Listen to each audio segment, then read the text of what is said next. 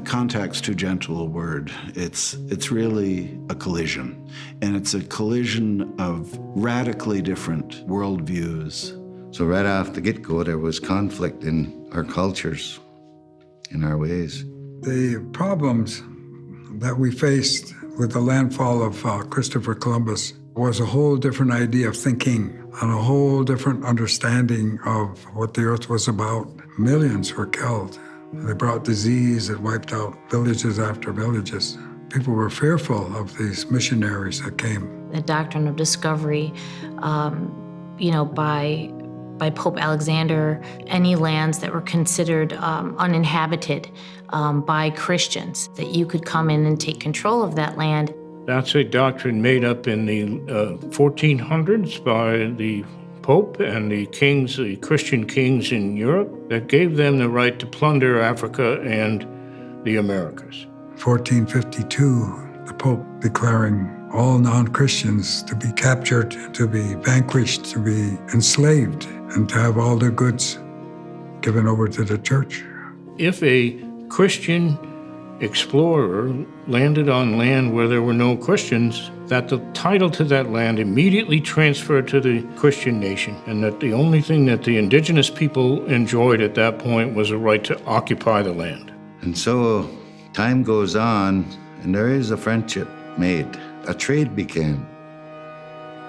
And they were after furs to take back to wherever they came from. Over a long time now, and we say these people, they're not going home. So we needed to get an agreement with them as to how we would treat each other and trade.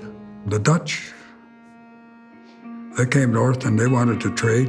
And our leader said to them at that time, well, let's talk about relationship. How shall we live with one another? And began that discussion.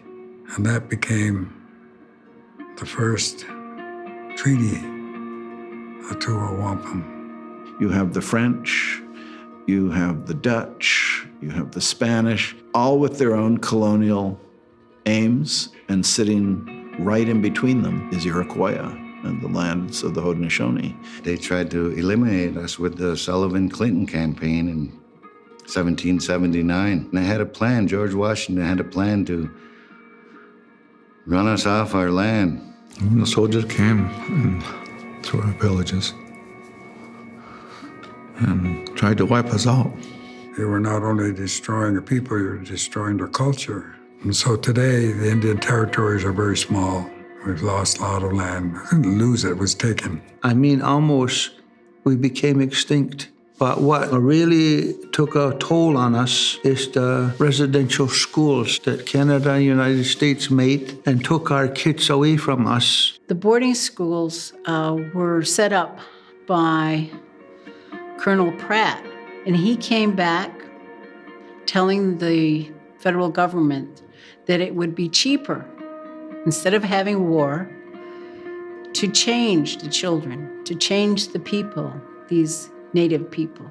So these children would be brought in and they'd have their long hair and they would cut it. And then they'd give them a new name. They were punished for using their language and anything that related to their culture.